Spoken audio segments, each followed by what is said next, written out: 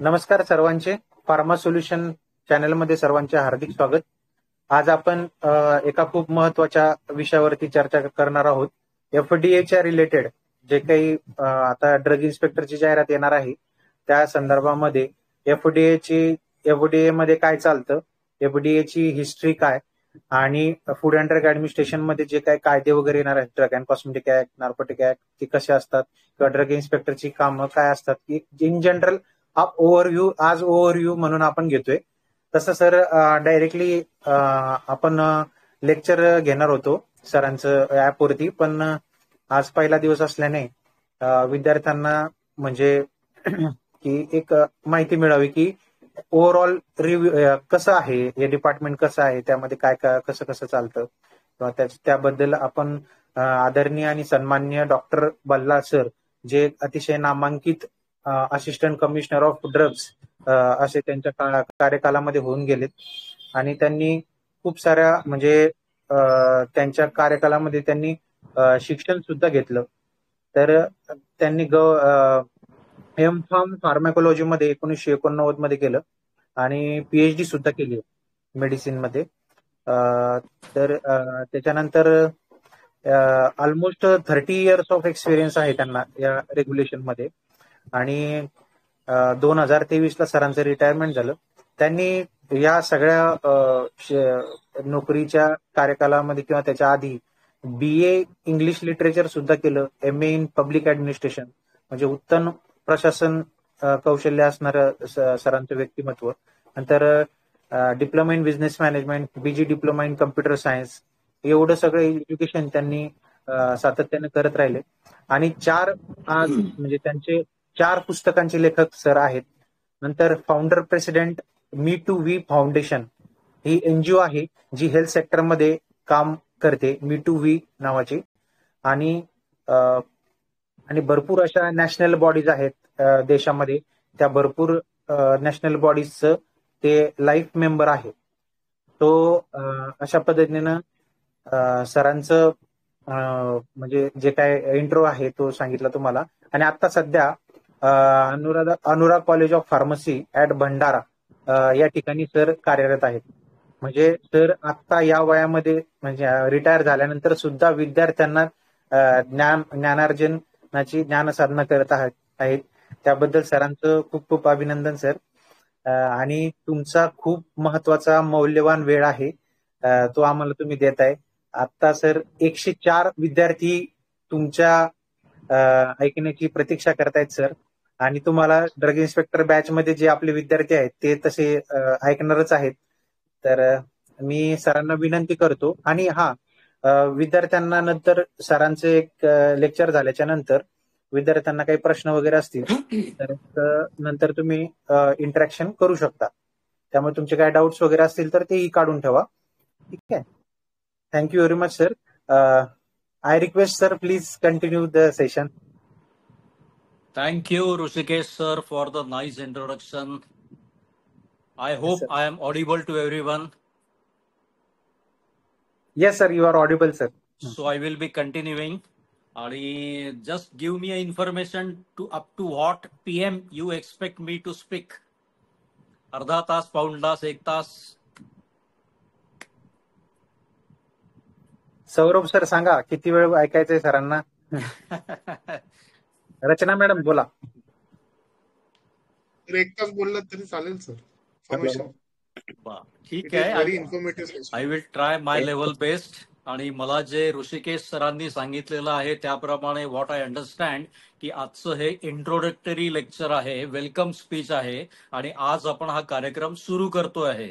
So hence onwards we will be going into details. Today just I will be brushing up your knowledge about pharmacy and तुमचं co-relationship with food and drug administration. माझ्याबद्दल थोडंसं introduction मी अजून देऊ इच्छितो so that you would be getting a feel of food and drug administration. मी 87 ला बी form झालो, 89 ला एम फार्म झालो फार्मॅकोलॉजी आणि त्यानंतर रिझल्ट लागायच्या आधीच institute of Pusad, pharmacy college Pusad इथे मला जॉईन करून घेण्यात आलं before getting my M pharm degree and then later on during the course of graduation तिथे एका कम्प्लीट बॅचला मी शिकवलं आहे. त्याच्यातच MPSCचा कॉल आला, म्हणजे इंटरव्ह्यूला मुंबईला जावं लागलं. दोस्तांनो, मला अजिबात उत्साह किंवा नॉलेज नव्हतं फूड अँड ड्रग ऍडमिनिस्ट्रेशन बद्दल. I am talking about 87-89. त्याबद्दल काही असं अन्न औषध प्रशासन वगैरे खूप जास्त लाईमलाईट मध्ये नव्हतं किंवा खूप जास्त नॉलेज नव्हतं लोकांना की मी कोणाला जाऊन विचारावं. आज आपण इंटरॅक्ट करतो आहे. आज you are interacting with me and you would be getting full information about food and drug administration and the various acts concerning the drug dealing. परंतु त्या आमच्या वेळेस असं नव्हतं. गायडन्स देणारे सिनियर्स फार कमी होते. तर मला असा काही इंटरेस्ट नव्हता. गव्हर्नमेंट जॉबमध्ये जाण्याची इच्छा नव्हती. ट्रान्सफरेबल जॉब आहे एवढं माहिती होतं. तो त्रास मला नको होता. So I was not interested. परंतु पुसद कॉलेजचे 9-10 लेक्चरर्स सगळेच्या सगळे मुंबईला चालले होते आणि ते म्हणाले, तू आता इथे बसून काय करतो पुसदमध्ये, देर वॉज नो लाईफ, तू एकटा बोर होशील तर आमच्यासोबत चल. तर आम्ही 10च्या 10 जण मुंबईला इंटरव्ह्यूला गेलो. 9 जण फेल झाले, मी एकटा पास झालो. So that is destiny. तर म्हणजे इच्छा नसताना सुद्धा आय क्रॅक्ड द इंटरव्ह्यू. त्यावेळेस आमच्या वेळेस रिटन एक्झाम नव्हती. So this was my background entering the FDA. आणि जसं मी एंट्री केली तसं मला समजलं की this is a beautiful profession, this is a wonderful profession. इथे तुम्ही जबाबदार आहात सोसायटीच्या हेल्थसाठी. इथे तुम्ही रिस्पॉन्सिबल आहात for the quality of medicines. इथे तुम्ही रिस्पॉन्सिबिलिटी घेता आहात पेशंटला सर्जरीमध्ये जे ब्लड लागतं त्याचं कंट्रोल, त्याचं डिस्ट्रीब्युशन, त्याचं लायसन्सिंग तुमच्या कंट्रोलमध्ये आहे. So it was a post, drugs इन्स्पेक्टरची पोस्ट ही इमेन्स पॉवरची पोस्ट आहे. आणि हे जेव्हा मला कळायला लागलं तेव्हा मला प्रचंड इंटरेस्ट या पोस्टमध्ये यायला लागला आणि मी सगळं स्वतःला वाहून टाकलं. जवळपास 250च्या वर मी रेड्स केल्या during my tenure. Most of my tenure was in Vidarbha. आणि लकीली 30 वर्षांपैकी जवळपास 22-22.5 वर्ष मी नागपुरातच होतो. बाय गॉड्स ग्रेस, माझ्या कामामुळे असो किंवा माझ्या रिलेशनशिप विथ माय सिनियर्स असो किंवा माझ्या काही मित्रमंडळींमुळे असो, मला ते भाग्य प्राप्त झालं. एवढं भाग्य इतरांना मिळेल की नाही मला शंका आहे. परंतु 22 वर्ष नागपुरात राहिल्यामुळे माझा बेस चांगला बनत गेला. मी शिकत गेलो, सिनियर्सचं मार्गदर्शन होतं, वाचत गेलो आणि स्वतःला नेहमी अपडेट ठेवत गेलो. Not only even after joining, Rishikesh सरांनी म्हटलं मी आधी केलं, परंतु हे सगळं मी BA administration, public administration, BA English literature, DBM हे सगळे प्रकार मी फूड अँड ड्रग ऍडमिनिस्ट्रेशन मध्ये आल्यानंतर केले. Because I wanted to exploit all the fields. Public ऍडमिनिस्ट्रेशनचा इथे काही फायदा होतो का हे मला दिसायला लागल्याबरोबर मी तो पण कोर्स केला.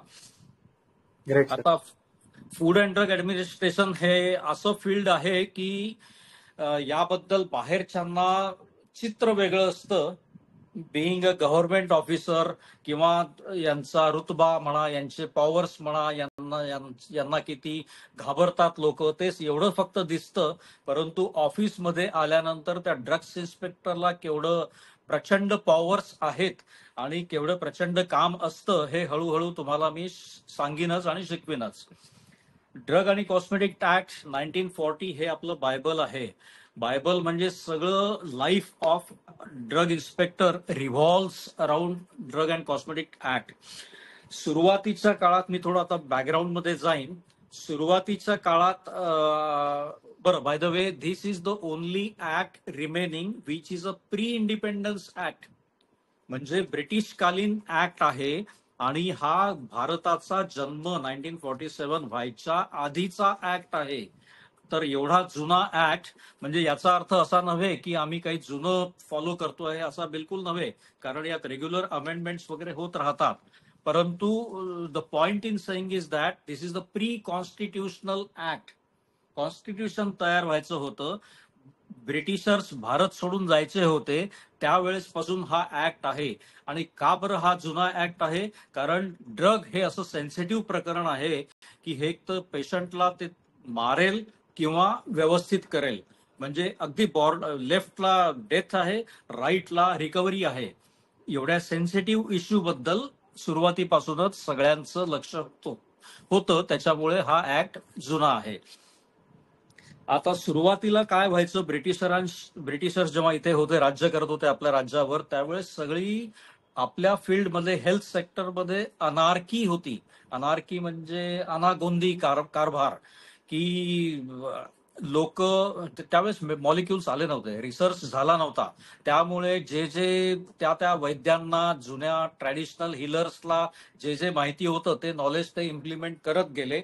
फायदा झाला तर योग्यच पुढे जायचे.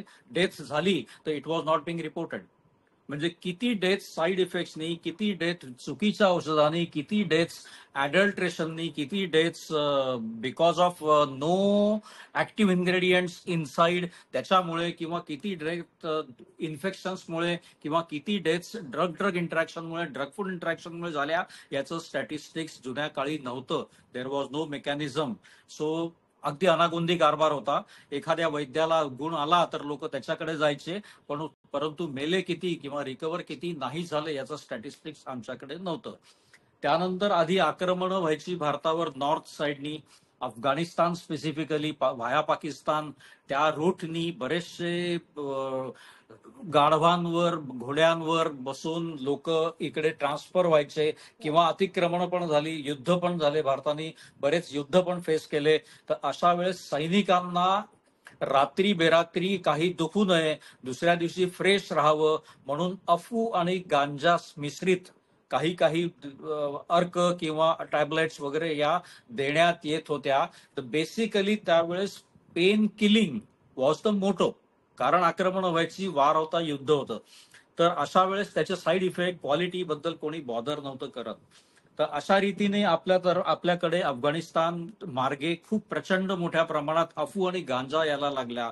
त्यानंतर वेस्टर्न कंट्रीज मधनं जी औषधं यायची ती पण क्वालिटी आपल्याला माहिती नव्हती, आपले स्टँडर्ड्स नव्हते. त्यावेळेस क्विनिन सुरुवातीला, त्यानंतर पेनिसिलिन, हे बोटावर मोजण्यासारखेच शोध भारतापर्यंत पोहोचत होते via this route.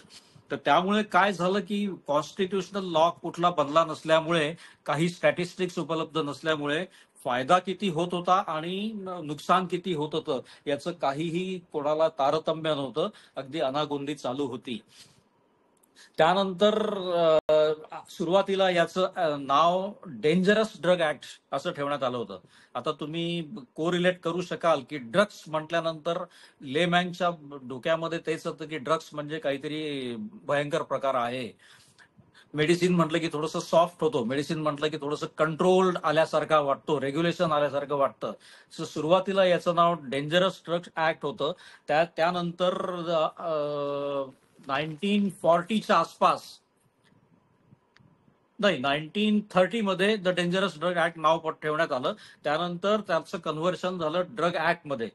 Dangerous drug ऍक्टला नवीन नाव पडलं द ड्रग्स ऍक्ट. म्हणजे याच्यात सगळं कव्हर झालं.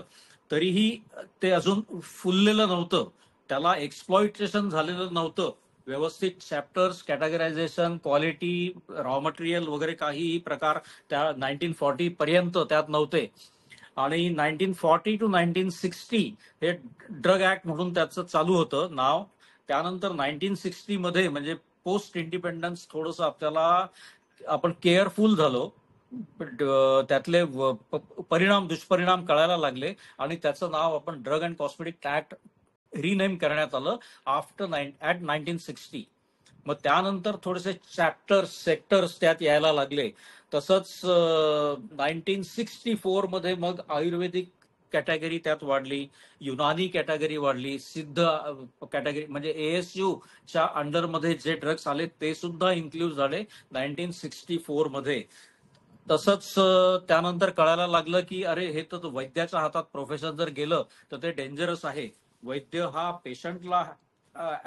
पेशंटकडे लक्ष देईल, फोकस करेल, डायग्नोसिस करेल, परंतु मेडिसिन्स हा वेगळा चॅप्टरच झाला. त्याचं स्टोरेज झालं, त्याचं मॅन्युफॅक्चरिंग झालं, त्याचं डिस्ट्रीब्युशन झालं, हे कोण बघणार? मग याच्यासाठी फार्मसिस्ट नावाची संकल्पना आली, भेषजी स्नातक, आणि फार्मसी ऍक्टचं डेव्हलपमेंट झालं. Pharmacy act came into picture in to 1948. तो हे इयर्स पण तुम्हाला लक्षात ठेवावे लागतील की याची मेथडॉलॉजी काय आहे, कसं त्याचे इव्हॉल्युशन भारतात ड्रग अँड कॉस्मेटिक ऍक्टचं झालं, हे सुद्धा याच्यावर सुद्धा शॉर्ट क्वेश्चन्स येऊ शकतात. Dangerous drugs act, drug act, drug and cosmetic act, introduction of ASU category of medicine in 1964, and then birth of a pharmacist, that is Pharmacy Act in 1948. मग गव्हर्नमेंटला असं वाटायला लागलं की याला रेग्युलेट करणं अत्यंत आवश्यक आहे. तुमचं मेडिसिन फील्ड म्हणजे डॉक्टर्स एका हाताला व्यवस्थित ग्रोथ होत होती, हेल्थ सेक्टर स्प्रेड होत होता, परंतु majority of drugs were still being imported. आणि त्या इम्पोर्ट करताना ट्रान्सपोर्टेशन मध्ये, वेअरहाऊसिंग मध्ये काही प्रॉब्लेम झाले का, किंवा त्या कंट्रीजमध्ये ते बॅन आहे का, किंवा त्या कंट्रीजचे रूल्स रेग्युलेशन किंवा टेम्परेचर वेगळे होते, ते आमच्याकडे सूट नव्हते होत, त्यामुळे प्रॉब्लेम्स येत होते.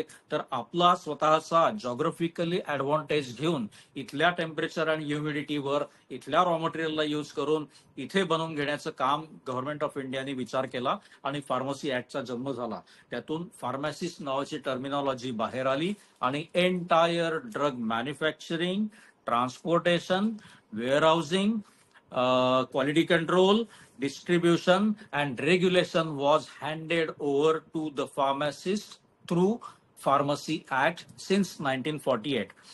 आता तुम्ही म्हणाल की हा 1940 का बरं टायटल आहे, ड्रग अँड कॉस्मेटिक ऍक्टला 1940 का म्हणतात, म्हणजे हे काय बाबा आदमच्या जमान्याचा ऍक्ट आहे का? नाही, तसं नाही. ऍक्ट हा कधी पण बनल्यानंतर तो हळूहळू इव्हॉल्व्ह होत जातो आणि through out the year of 50 year span तो कडक बनतो, रोबोस्ट बनतो.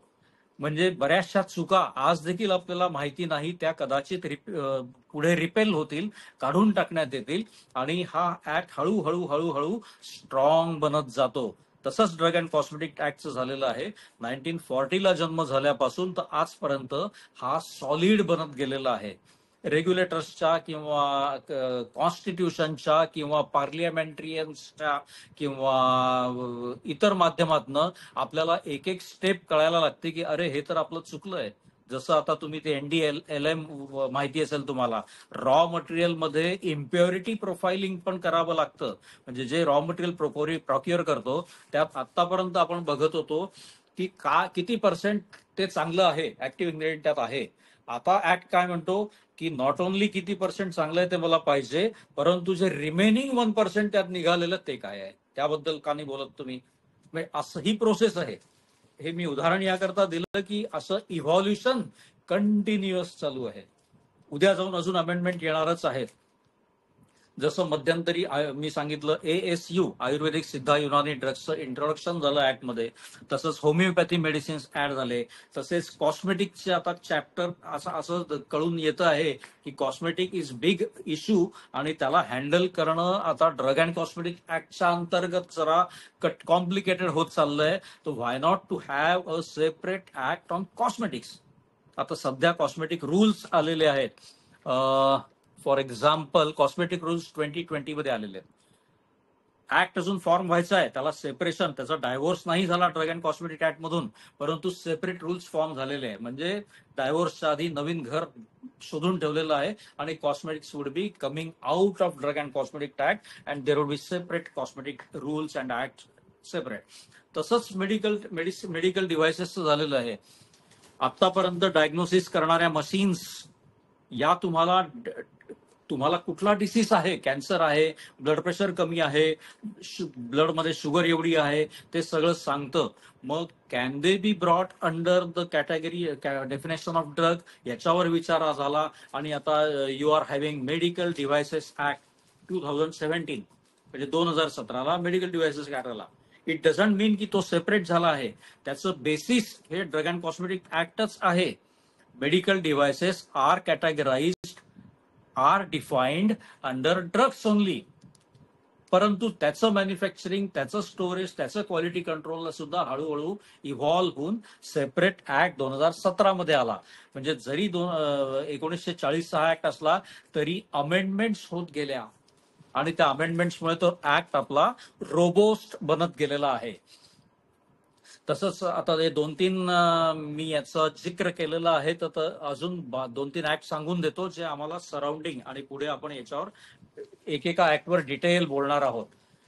डेंजरस ड्रग ऍक्ट पासून आपण सुरुवात केली, नंतर ड्रग ऍक्ट आला, त्यानंतर ड्रग अँड कॉस्मेटिक ऍक्ट 1940 आला, त्यानंतर तुमचे अमेंडमेंट्स आले, त्यानंतर फार्मसी ऍक्ट 1948 आला.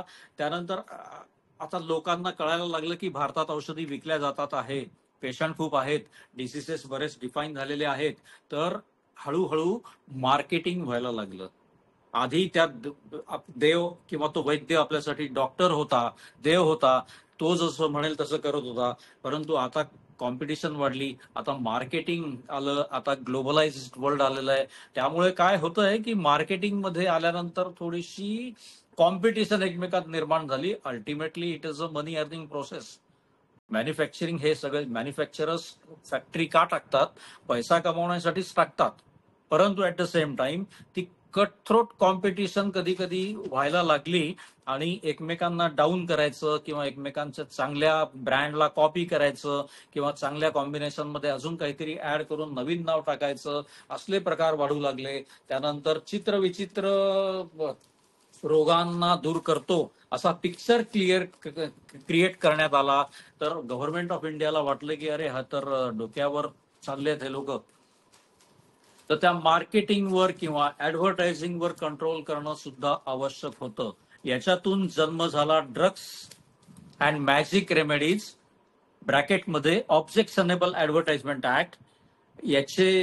हा ऍक्ट आला 1954 मध्ये आणि याचे रूल्स फॉर्म झाले 55 मध्ये. ड्रग्स अँड मॅजिक रेमेडीज ब्रॅकेटमध्ये objectionable advertisement act 1954 and rules 1955.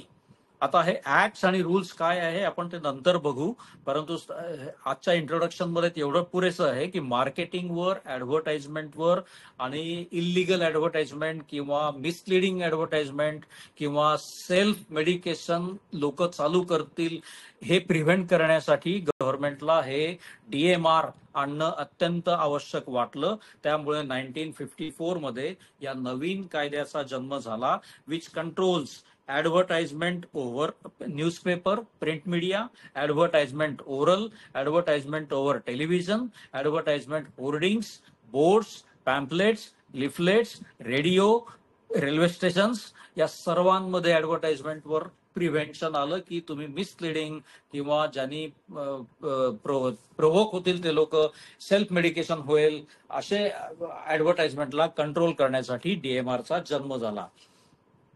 आता काय झालं, DMR मुळे थोडासा कंट्रोल आला, वाकड्या तिकड्या ऍडव्हर्टाइजमेंट बंद झाल्या. त्यानंतर गव्हर्नमेंटला असं लक्षात आलं की काही मॅन्युफॅक्चरर्स चांगले औषधं तर बनवायला लागले आहे शेड्यूल एल प्रमाणे. ऍडव्हर्टाइजमेंटवर आपला कायदा आला तर त्यांनी कंट्रोल केलेला आहे, तो पण झालेला आहे. परंतु आता बदमाशी कुठे वाढते की हे अव्वाच्या सव्वा रेट लावतात आहे, MRP प्रचंड ठेवतात आहे. Manufacturing cost of syrup is if for 50 rupees per 100 ml bottle, तर ते 200-200 रुपयाला ती बॉटल विकतात आहे.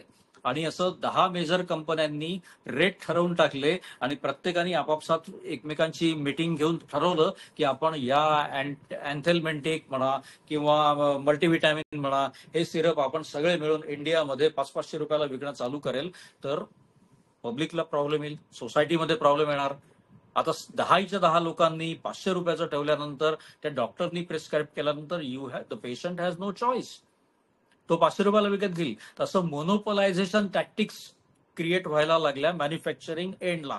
त्यामुळे गव्हर्नमेंटला वाटलं की यांच्या प्राइस कंट्रोलवर सुद्धा असायला पाहिजे. नवीन कायद्याचा जन्म झाला, ड्रग प्राइस कंट्रोल ऑर्डर. आता याला ऍक्ट शब्द नाहीये, याला ड्रग प्राइस कंट्रोल ऑर्डर हा शब्द आहे आणि याचा जन्म झाला 1995 मध्ये. म्हणजे माझ्या आजच्या सांगण्याचा उद्देश मी असा शॉर्ट टर्म मध्ये सांगेन की औषधांना रेग्युलराईज केलं. आधी अनागोंदी कारभार होता, त्यांना औषधं म्हणून डेफिनेशन मध्ये बसवलं. त्याचं मॅन्युफॅक्चरिंग, त्याचं क्वालिटी कंट्रोल, त्याचं ट्रान्सपोर्टेशन, त्याचं वेअर हाऊसिंग वगैरे सगळं आणलं. त्यानंतर चुकीच्या पद्धतीने लोकांनी ऍडव्हर्टाइजमेंट करू नये, मार्केटिंग करू नये आणि लोकांना फसवू नये पेशंटला, त्याच्यावर कंट्रोल येण्यासाठी drug magic remedies objection advertisement act आणला. त्यानंतर डीपीसीओ आणला की कोणी रेट्स वाढवू नये, मोनोपोलाइस्टिक अप्रोचनी कार्टेलिंग करू नये, अव्वाच्या सव्वा रेट लावू नये म्हणून डीपीसीओ आणला. हा सिक्वेन्स तुम्ही लिहून ठेवा, की क्रोनॉलॉजी लिहून ठेवा की कसे कसे ऍक्ट नवीन नवीन ऍड होत गेले आपल्या हेल्थ सेक्टरमध्ये. आणि all these are being operated by pharmacist. I am extremely proud in that.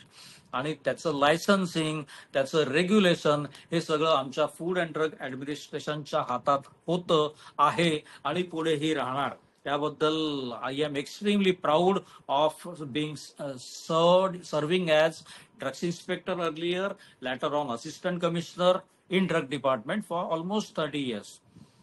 हे माझ्यासाठी खूप मोठं काम झालं आहे आणि I was loving my job. त्यानंतर अजून एक ऍक्टला मी टच करीन की आता मॅन्युफॅक्चरर्सनी बघितलं की काही औषधं आता गव्हर्नमेंटनी कंट्रोल आणला प्राइसवर, गव्हर्नमेंटनी कंट्रोल आणला ऍडव्हर्टाइजमेंटवर. तर हे मॅन्युफॅक्चरर्सचं लक्ष नेहमी इनोव्हेशनकडे राहतं की कसं म्हणून माझं औषध विकल्या जाईल, काय होईल की डॉक्टर्स माझंच औषध लिहितील. मग त्यांनी काय काय केलं की थोडेसे काही औषधांनी गुंगी येणारे औषधं होते, नशा येणारे औषधं होते, किंवा तुम्हाला झोपवणारे औषधं होते, पेशंटला झोपवणारी औषधं होती. सो याच्याकडे या मॅन्युफॅक्चरिंग लॉबीचं लक्ष गेलं.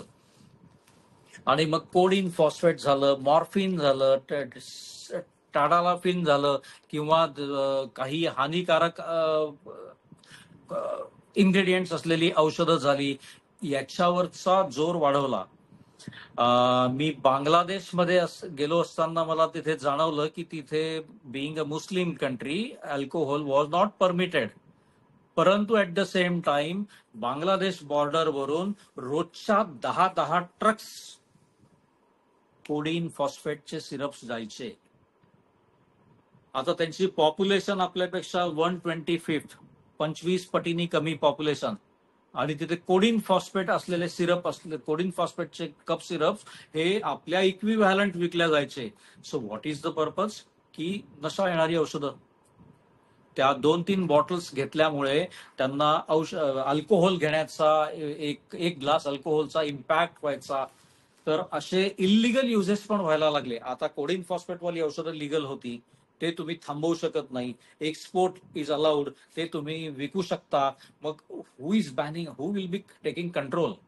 त्यानंतर शेतकरी लोक दिवसभर काबाड कष्ट करतात, मजूर लोक पोती उचलतात, विटा उचलणारे लोक, मजूर बायका माणसं, हे सगळे घरी आल्यानंतर यांचे हातपाय टेरिफिक थकलेले असतात. आणि दुसऱ्या दिवशी जर ते थकून जर झोपले तर दुसऱ्या दिवशीची रोजीरोटी त्यांना मिळणार नाही. म्हणून there was a tendency among the labour class to take alprazolam, झोपेचे औषधं घ्या किंवा डायक्लोफेनाक घ्या, त्याच्यामुळे त्यांना झोप चांगली यायची. झालं, याचा मिसयूज सुरू झाला. तर हे त्या मॅन्युफॅक्चरिंग लॉबीनी वगैरे बरोबर कॅप्चर केलं की गुंगी येणारी औषधं दिली तर तो लेबर खात राहतो. हिरव्या कलरची टॅबलेट एवढंच त्याला माहिती आहे, पिवळी कॅप्सूल एवढंच त्याला माहिती आहे, त्याला इन्ग्रेडियंटची, साईड इफेक्टची किंवा क्वालिटीशी काही घेणं देणं नव्हतं. आणि त्याचंही नॅचरल आहे ना, दिवसभराच्या प्रॉब्लेम नंतर त्याला झोप आली पाहिजे हे त्याचं प्रायमरी कर्तव्य होतं. तर तो औषधं घ्यायला लागला. परंतु त्याचे किडनीवर परिणाम, त्याचे लिव्हरवर परिणाम, त्याचे ब्रेनवर परिणाम, हार्टवर परिणाम नंतर काही वर्षांनी दिसायला लागले. So government thoughts to control, exert a control over certain ingredients, certain drug material. तर त्याला narcotic drugs and psychotropic substances act असा एक नवीन कायदा, या औषधांना सेपरेट करून नवीन कायदा तयार झाला. आणि याचे रूल्स 1985, रूल्सही आणि ऍक्ट पण हा 1985 मध्ये बनला. अगदी रिसेंटलीच, तुम्हा सर्वांचे बर्थ झाल्यानंतरची गोष्ट आहे ही कदाचित. येस. तर 85 मध्ये एनडीपीएस नावाचा सेपरेट चॅप्टर झाला. इट डझंट मीन की एनडीपीएस मध्ये येणारी औषधं ही ड्रग अँड कॉस्मेटिक ऍक्ट मधनं यादीमधनं बाहेर गेली असं नाही. ती इथे पण आहे. Basically they are drugs. Morphine आज पण इंजेक्शन अवेलेबल आहे. आणि बाकी डोसेस फॉर्म मध्ये पण अवेलेबल आहे. So it is regulation is through drug and cosmetic act also. परंतु क्वांटिटी कमी जास्त जर केली तर they may come into bracket of NDPS. एखाद्या रिटेलरनी किती प्रमाणात कप सिरपच्या बाटल्या, अल्प्राझोलामच्या टॅबलेट्स साठा करावा हे ग्रॅम्स मध्ये कॅल्क्युलेट करून ठरतं. आणि या लेवल पर्यंत म्हणजे 100 बाटल्या, मी आता एक्झाम्पल देतोय, NDPS शिकवताना मी स्पेसिफिक सांगेन. 100 बाटल्यापर्यंत अलाउड राहील होलसेलरला, 50 बाटल्यापर्यंत अलाउड राहील रिटेलरला, आणि 200 बाटल्या अलाउड राहील त्याच्या मॅन्युफॅक्चरिंगच्या फिनिश गुड गोडाऊन मध्ये. I am giving example, these are not perfect. At the time of NDPS I will give you perfect things. असे लिमिटेशन्स NDPS ऍक्ट मध्ये आले. त्यानंतर नशाखोरीची औषधं किंवा गुंगी येणारी औषधं खूप जास्त डेंजरस, जास्त हार्मफुल असल्यामुळे त्याचे पॉवर्स गव्हर्नमेंटनी पोलिसला दिले. बाकीचे ड्रग अँड कॉस्मेटिक ऍक्टचे किंवा DMRचे किंवा तुमच्या मेडिकल डिव्हायसेसचे किंवा कॉस्मेटिक रूल्सचे पॉवर्स पोलीस डिपार्टमेंटला नाहीत. NDPSचे मात्र पॉवर्स दिले. कारण एकदम लॉजिकल आहे. ते यूज करणारे लोक नशा करणारे लोक आहेत. ते यूज करणारे लोक क्रिमिनल्स मध्ये बसतात. ते लोक may be harmful to the society. या कारणाने त्याचं रेग्युलेशन पोलीसकडे पण देण्यात आलं. सो NDPSच्या रेड्स करताना जर आम्हाला FDA ला इन्फॉर्मेशन मिळायची तर आम्ही पोलिसला सांगायचो, आणि पोलिसला जर इन्फॉर्मेशन मिळाली तर ते FDA ला सांगायचे, आणि दोघांच्या जॉईंट टीमनी रेड आम्ही करायचो. जनरली पोलिसच्या रेड, NDPSच्या रेड या रात्री बेरात्री व्हायच्या, दिवसा फार कमी व्हायच्या, कारण ऑब्व्हियसली रिझन इज नशा येणारी औषधं असायची ती म्हणून. म्हणजे कुठे कॉर्नरमध्ये, कुठच्या ग्राउंडच्या कॉर्नरमध्ये काही इंजेक्शन घेणारी मुलं सापडलेली आहेत, तर त्यावेळेस आम्हाला प्रोटेक्शन लागायचं. त्याच्यामुळे जरी ते ड्रग असलं, जरी ते लिगल ड्रग इंजेक्शन असलं, तरी देखील आम्हाला पोलीसची मदत घ्यावी लागायची. So this was all about the introduction of various allied act and rules जे फूड अँड ड्रग ऍडमिनिस्ट्रेशनला करावे लागायचे. आता मी येतो आहे FDA कडे. I am continuing with Rushi sir. It is fine. Yes sir, yes sir. Great going sir. माझं Audible व्यवस्थित होतं आहे आणि स्पीड योग्य आहे. Perfect sir, perfect. You can also guide me to change this and that later on. No sir, it is going great sir. And salutations to you also ki you have formed this academy and you are providing this golden opportunity to the students. आमच्या काळी असं असतं तर मी आज अजून successful drugs inspector झालो असतो. आणि खरंच हे I am thankful to you for giving me this opportunity. आणि आता भरपूर वर्षाचा संघर्ष आहे सर आपला, अनुभव रद्द करण्यापासून तर इथपर्यंतचा. आता मी तुम्हाला ऑब्झर्व केलं, तुमच्या ड्रग्स इन्स्पेक्टरच्या कंडिशन्स मध्ये सुद्धा तुम्ही भरपूर लढा दिलेला आहे CC1 घालवण्यासाठी. त्यानंतर रिक्रुटमेंट रूल्स मध्ये सुद्धा ड्रग इन्स्पेक्टर साठी अनवॉन्टेड लोक नको आणि बाकी ठिकाणी आपल्याला एंट्री हवी, यासाठी तुमचा लढा मी ऑब्झर्व करतो आहे, ऐकलेला आहे. Very good, you are doing a wonderful job. 184 students तुम्हाला ऐकतायत सर आज. Wonderful. I hope I get a proper feedback so that I am also motivated to deliver further lectures. Yes sir, please tell me, sir. Thank you. I am continuing with Food and Drug Administration, maybe 5-10 minutes more and then I will stop. तर food and drug administration हे department, याला जरा synonyms आहेत सगळ्या वेगवेगळ्या स्टेटमध्ये. आता drug आणि कॉस्मेटिक ऍक्ट हा सेंट्रल ऍक्ट आहे, म्हणजे काश्मीर पासून कन्याकुमारी पर्यंत, लद्दाख आणि बाकी ईस्ट आणि वेस्ट सगळीकडे हा ऍक्ट कॉमन रित्या पालन केला जातो. Procedure is same. इकडे असं जातं, तिकडे तसं चालेल, आणि नॉर्थ ईस्ट मध्ये हे अलाउड नाही वगैरे काही प्रकार नसतो. So licensing conditions in entire country are same. Regulatory aspects, procedures are entirely same. परंतु काही स्टेट्स मध्ये food is also governed and regulated under FDA, food and drug administration. जसं महाराष्ट्रात आणि गुजरातमध्ये आज देखील फूड अँड ड्रग ऍडमिनिस्ट्रेशन या नावानेच रेग्युलेटरी बॉडी आहे. आमचं ऑफिस जरी कॉमन असलं तरी विंग्स सेपरेटेड आहेत, ड्रग विंग आणि फूड विंग. हे महाराष्ट्र आणि गुजरात हे मोठ्या जायंट स्टेट्समध्ये still we are having the umbrella of food and drug administration. In many other smaller states, including Uttarakhand, Himachal Pradesh, तिथे फूड डिपार्टमेंट सेपरेट करण्यात आलेलं आहे आणि ड्रग डिपार्टमेंट सेपरेट आहे. कारण की FSSAI चा जन्म झाला, आधी ते prevention of food adulteration act होता, त्यावेळेस आम्ही सुद्धा फूड इन्स्पेक्टर सोबत जाऊन रेड्स केलेल्या आहेत आणि आमच्या जॉईंट टीम्स असायच्या. टोबॅकोच्या रेड्स किंवा पाणठेल्यांवरच्या रेड्स किंवा तिथे पाणठेल्यांवर पानामधनं किंवा विडी काडीमधनं सिगरेटमधनं नशेची औषधं जायची. सिगरेटच्या पाकिटमध्ये, सिगरेटच्या तंबाखूमध्ये सुद्धा काही काही मेडिसिनल प्रिपरेशन्स टाकून, म्हणजे दिसायला ते सिगरेट ओढून राहिले, तंबाखू खाऊन राहिले, खर्रा खाऊन राहिले, परंतु नशा त्यातनं होत होती. अशा ठिकाणी फूड इन्स्पेक्टर्सची जॉईंटली टीम होती ड्रग इन्स्पेक्टर सोबत. अशा सुद्धा रेड्स आम्ही अकोल्याला वगैरे केलेले, भरपूर केलेल्या आहेत. तर पॉइंट इन सेइंग इज, काही ठिकाणी अजूनही food and drug administration same आहे, जरी विंग्स वेगवेगळे असले तरी. परंतु काही स्टेट्समध्ये drug department, drug control department आलेलं आहे आणि food section is different, food department is different. त्यामुळे असं झाल्यामुळे डेसिग्नेशन्स मध्ये सुद्धा फरक पडतो. जसं आज आपल्याकडे ड्रग्स इन्स्पेक्टर्सच म्हणतात, काही राज्यांमध्ये जसं राजस्थानमध्ये ड्रग कंट्रोल ऑफिसर नावाची टर्मिनॉलॉजी आणलेली आहे. तर कोणतं चांगलं कोणतं वाईट या फंदात मी आज पडत नाही, जर चान्स मिळाला तर पुढे आपण बोलूच या विषयावर. तर काही डिपार्टमेंटनी ड्रग कंट्रोल ऑफिसर म्हटलं आहे, काही स्टेट्सनी ड्रग ऑफिसर म्हटलं आहे, काही डिपार्टमेंटनी DCO शॉर्ट फॉर्म लिहिलेला आहे, काही स्टेट्समध्ये ड्रग रेग्युलेटर म्हटलेलं आहे. आपल्याकडे ड्रग इन्स्पेक्टर, आपल्याकडे फूड अँड ड्रग ऍडमिनिस्ट्रेशन महाराष्ट्रात हे सुरुवातीपासून जसं होतं तसेच डेसिग्नेशन्स चालू आहेत.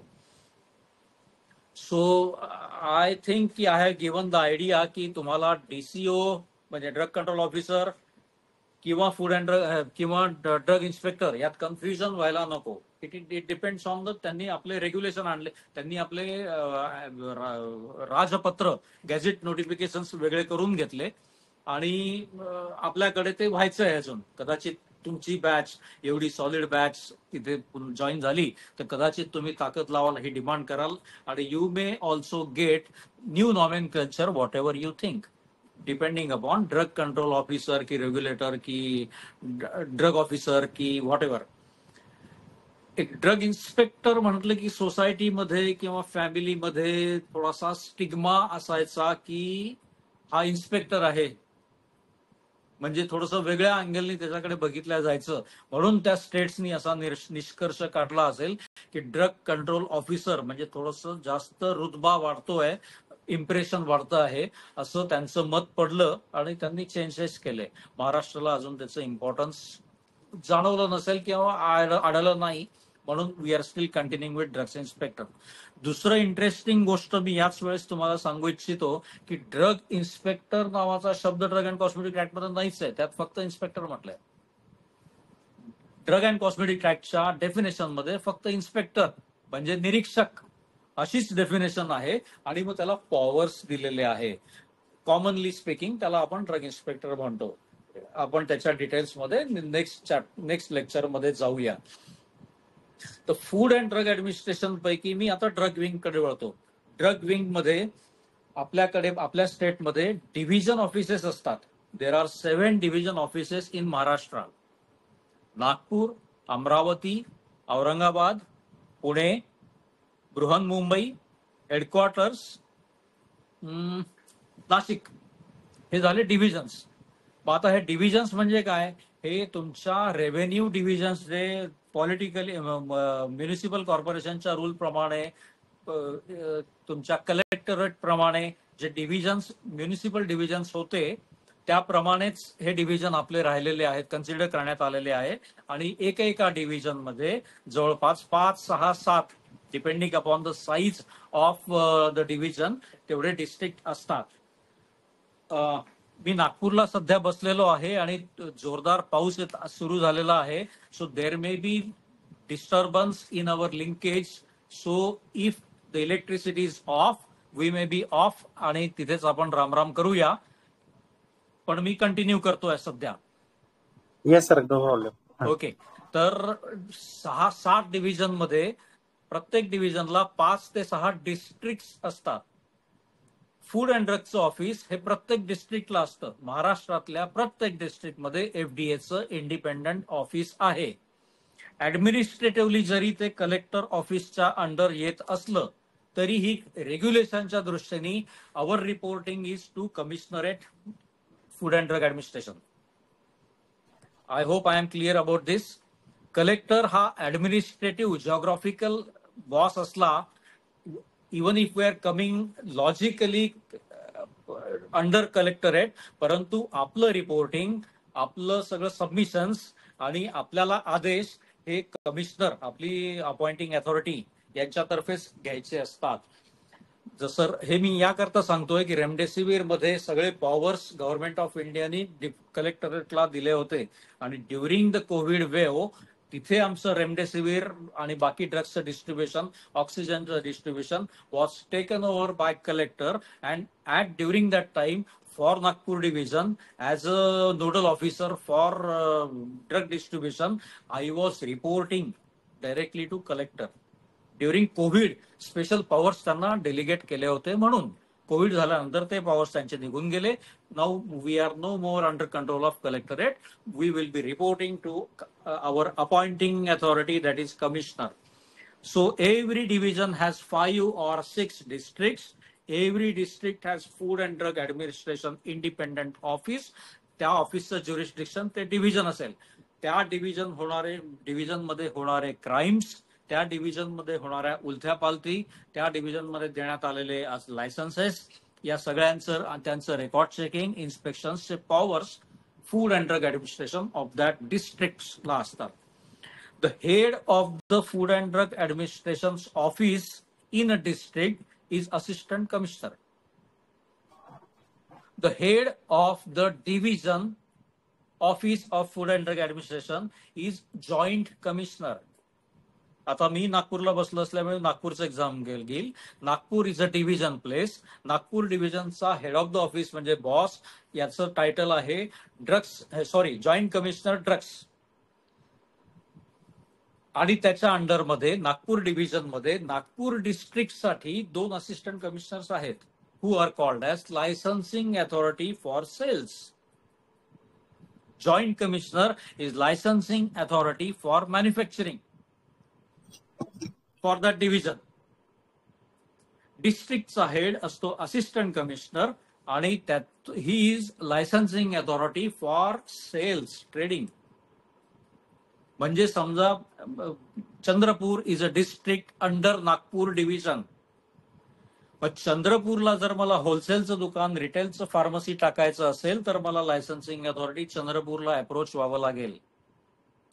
Licensing authority licence would be issued by assistant commissioner Chandrapur.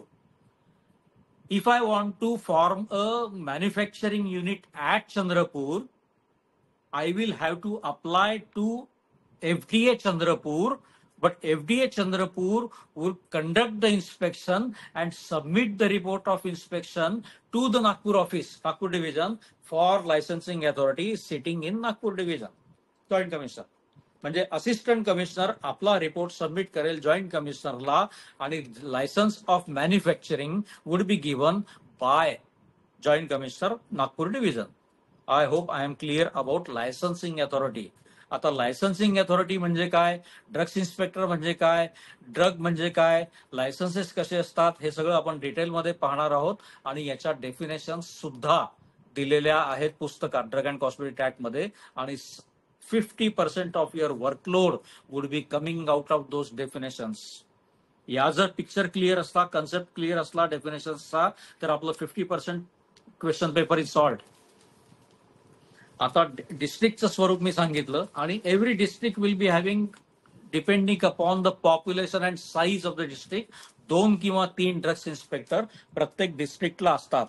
चंद्रपूरला 3 आहेत, भंडाऱ्याला 2 आहेत, गोंदियाला 2 आहेत, गडचिरोलीला 1 आहे, नागपूरला 9 ड्रग्स इन्स्पेक्टर आहेत, वर्धेला 2 ड्रग्स इन्स्पेक्टरच्या पोस्ट आहेत. Depending upon geography, size of the district, there would be number of posts, varying number of posts of drugs inspector. It is very unfortunate scenario today that in Maharashtra, out of 170, only 40% are filled, 40% seats are filled, आणि rest 60% are vacant. त्याच्यामुळे खूप poor scene आहे. मला खूप दया येते, Q येते. आणि जे वर्किंग ऑफिसर्स आहेत त्यांच्यावर ट्रिमेंडस लोड आहे. 2-2, 3-3 डिस्ट्रिक्टचे ऍडिशनल चार्ज सांभाळावे लागतात आहे. So I appeal to you all की हे सगळं सिन्सिअरली करा, एक्झामिनेशनची प्रिपरेशन करा, पास व्हा आणि लवकर FDA ला वाचवायला आणि ऑब्व्हियसली जनतेला, सोसायटीला सर्व करायला लवकर या. Again I would be interested to give you a special lecture करिक्युलमच्या बाहेरचं, परंतु व्हॉट क्रायटेरियाज, व्हॉट पॅरामीटर्स और what attributes are needed in your personality for becoming drugs inspector यावर सुद्धा मला 10-15 मिनिटं बोलायला आवडेल. Rishikesh sir, to note the point please. Yes sir, sure sir. हा फार इंटरेस्टिंग सब्जेक्ट आहे आणि सगळ्यांना आनंद वाटेल आणि ते जर तुम्ही डेव्हलप केलं, you have to see Yes. yourself in mirror that you are a drugs inspector. Then only you can become drugs inspector. Automatic होत नाही. ही तयारी, ही परीक्षा, हे मार्क्स तर राहतील, but at the same time becoming a successful and a good officer, you have to cultivate, inculcate certain habits, certain attitudes, certain aptitudes inside your personality which will make you successful in your career. हे simultaneously होत राहील. So I think I should stop over here for introduction of various acts, rules, regulations governed by the regulatory authority. At the same time, I have given you the introduction of the Food and Drug Administration. In the next lecture, which sir will be announcing, I will dwell with the powers of drugs inspector आणि definition. आतमध्ये आपण हळूहळू शिरू आणि मी तुम्हाला मध्ये मध्ये hint देत राहीन की कुठल्या प्रकारचे क्वेश्चन्स विचारले जाऊ शकतात, त्याबद्दल मी तुम्हाला सांगत राहीन मध्ये मध्ये. So all the best. Salutations to you all for choosing this career. First of all, congratulations for completing your graduation. You have entered a very, very noble profession and best of luck for your future ventures. Thank you, Rishikesh sir, and thank you all the students. Thank you. Yes sir, thank you sir. कुणाचा काही प्रश्न आहे का? सरांनी खूप सुंदर आणि सोप्या भाषेमध्ये ड्रग अँड कॉस्मेटिकच्या हिस्ट्री पासून तर जे काही ऍक्ट्स आहे ड्रग इन्स्पेक्टर सिलेबस मध्ये, त्याबद्दल अतिशय सोप्या आणि एकदम दर्जेदार पद्धतीनं की याची दही याची डोळा म्हणतो आपण की आम्हाला पण ड्रग इन्स्पेक्टर झाल्याचं फील झालं सर थोड्या वेळापुरतं. Thank you for this motivation and support sir. Right. The question आहे sir, one of my friend is a person with disability. He is orthopedically handicapped. आता post of drug inspector is identified to be suitable for person with disability. One leg affected. He's not both leg affected. UPSC च्या nomenclature प्रमाणे. So in your this whole verbatim what you said is की तुम्हाला raids conduct करावे लागतात, जे की आहे म्हणजे एव्हिडेंट फॅक्ट आहे. तर माझा क्वेश्चन असा आहे, तर पर्सन विथ डिसॅबिलिटी जर असेल, OH वगैरे असेल, तर मग ह्या लोकांना रेड्स कंडक्ट करावे लागतात का? आणि जर नसेल तर मग पर्यायी व्यवस्था कशा पद्धतीने केलेली आहे? हा एक. दुसरं, ह्यांना जसं DOPT डिपार्टमेंट ऑफ पर्सनल ट्रेनिंगच्या ह्याच्याप्रमाणे पर्सन विथ डिसॅबिलिटी हे जे असतात exempted from the rotational transfers असतात. तर हे तसं काही नियम ह्याच्यामध्ये लागू होतं का? ओके. आणि येस सर. तिसरा हे आहे की sir as per DOPT again त्यांनी reservation in promotion for disables त्यांनी दिलेलं आहे. तर 2022 मला वाटतं काहीतरी सुप्रीम कोर्टचं रुलिंग आहे. तर त्याच्यामध्ये फ्रॉम आता ही ड्रग इन्स्पेक्टर ग्रुप बी ची पोस्ट आहे. the person should be promoted to lowest rank of group A, that is 50 to 100. Yes. So असं रुलिंग आहे, मग ते त्याच्यात लागू होतं का? असे माझे 3 प्रश्न आहेत सर. Fine, got that. खूप स्पेसिफिक आणि टेक्निकल आन्सर जरी मी आज देऊ नाही शकलो, I would come back with specific knowledge with this. हे मी सांगू इच्छितो की रिक्रुटमेंट रूल्स प्रमाणे तुम्हाला या सुद्धा वॅकन्सीच्या पर्सेंटेज मध्ये reservation for handicap person or disable person आहेत. त्या रिझर्वेशन क्रायटेरिया मध्ये तुम्ही बसले तर तुम्हाला अपॉइंटमेंट मध्ये तुम्हाला थोडस बेनिफिट मिळतं. Number 1, currently employed drugs inspector मध्ये महाराष्ट्रात माझ्या ओळखीचे 2 जण आहेत ऑलरेडी, जे त्या कोटामधनं आलेले आहेत. So your answer question number 1 is answered. Number 2, raids मध्ये तुम्हाला obviously food and drug is one family. हे इथे सगळं एका घराच्या आतमधल्या कुटुंबासारखं काम चालू असतं. And then naturally no officer would be deputed on his own if he is incapable or if the certain things are disturbing for him, like raids during night time. So he will be provided enough assistance. Number 2, he has every right to decline or say no for a particular job if he is not physically fit to do so. Am I clear? आणि शिवाय personal assistant राहील. Number 3, your question was regarding transfers. Unfortunately transfer मध्ये reservation पॉलिसीचा काही impact होत नसतो. Transfer is like everything normal inspectors. आता बरेच हळूहळू तुम्हाला मी सांगेन काही निगेटिव्ह किंवा काही barriers in the drug department. आता माझी वाईफ नागपुरात सेंट्रल गव्हर्नमेंटमध्ये असताना I was entitled for getting my transfer every time in Nagpur. परंतु या सेक्शनचा वापर करून माझी बदली कधी नागपुरात होत नव्हती. बाय अदर मीन्स ती झाली, परंतु गव्हर्नमेंटमध्ये अनफॉर्च्युनेटली सगळे रूल्स अँड रेग्युलेशन्स पेपरवर जसे आहे तसेच होतील याची 100% गॅरंटी कोणी देऊ शकत नाही. And that is unfortunate part, and that is there in every department of the not in Maharashtra Shasan but everywhere in all the states. तर हे मी सांगू शकत नाही की ट्रान्सफर मध्ये तुम्हाला ऍडव्हान्टेज मिळेल का. My answer is no.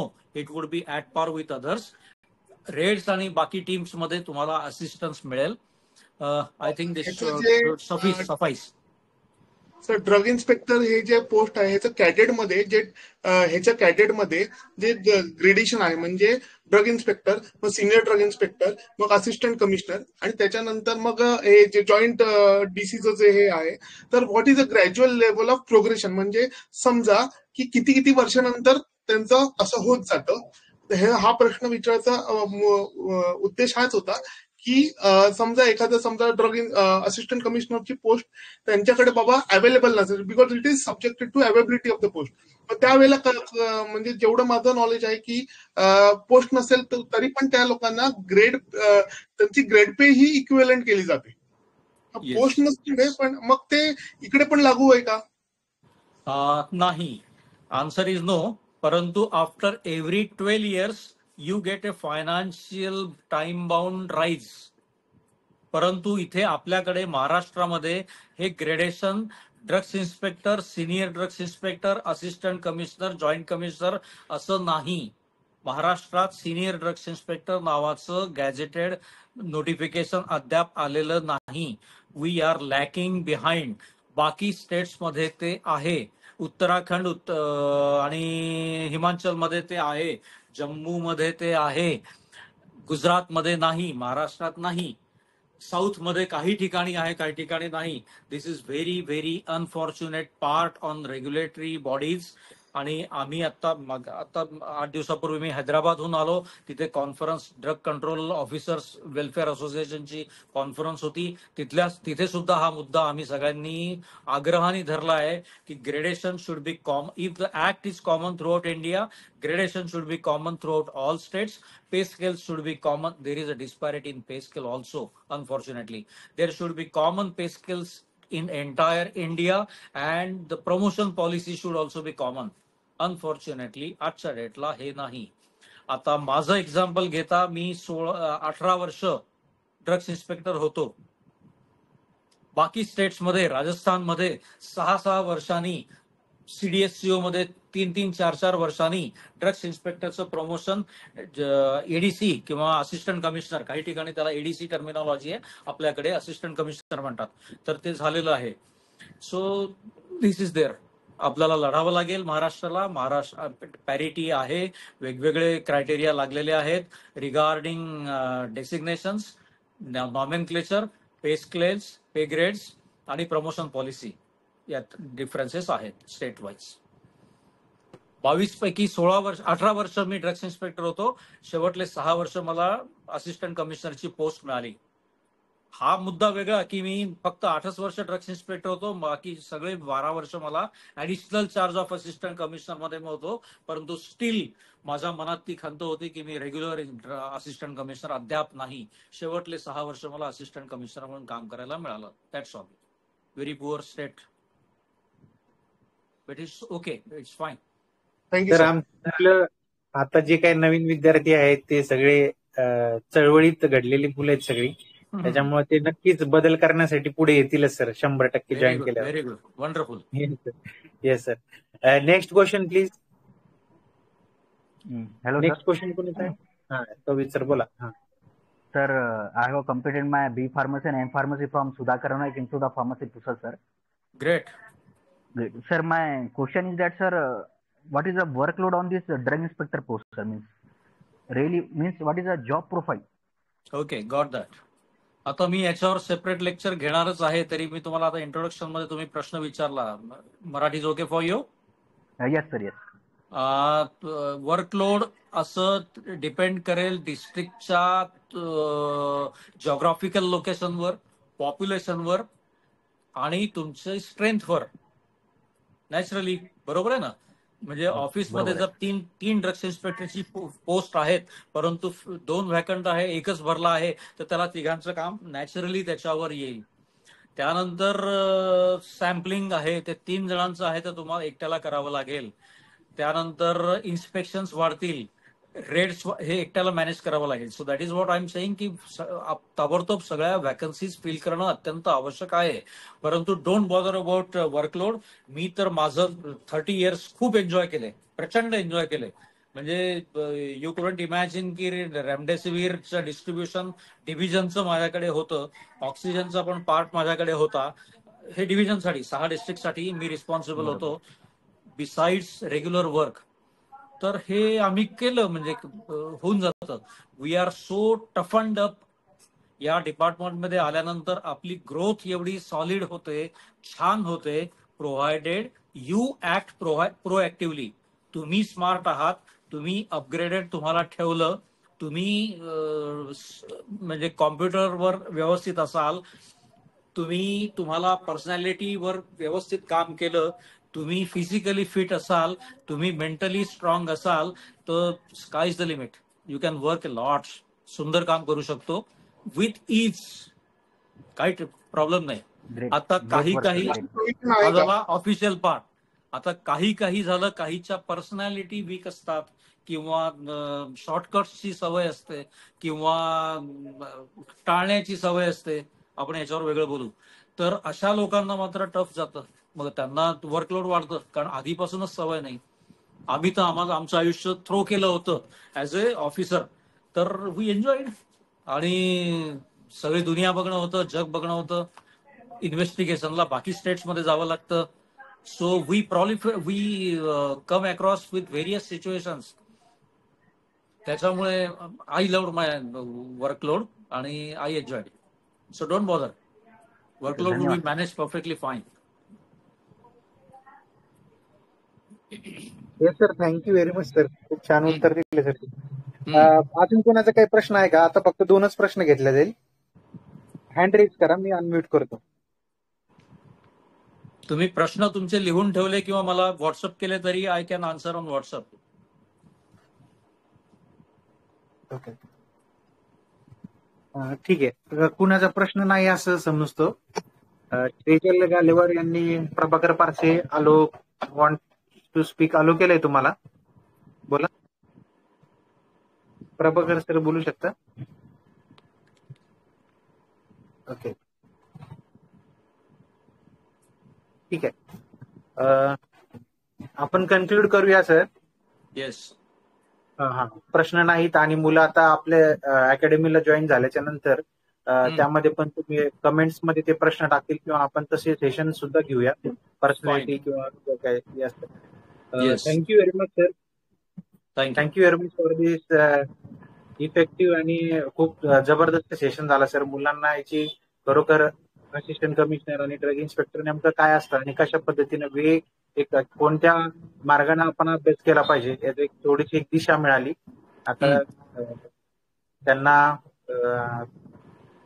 पुढील आता तयारीसाठी खूप खूप आपल्याकडून सर्वांकडून शुभेच्छा. आणि सरांनी एक मौल्यवान वेळ दिल्याबद्दल thank you very much sir. I hope की तुमच्यापैकी 40 लोक ड्रग्स इन्स्पेक्टर बनणार असं माझं स्वप्न आहे. And we will work for that. Yes sir, thank you very much. चलो, shall I take your leave now? Yes sir, yes sir, thank you. Yes sir, welcome. Okay.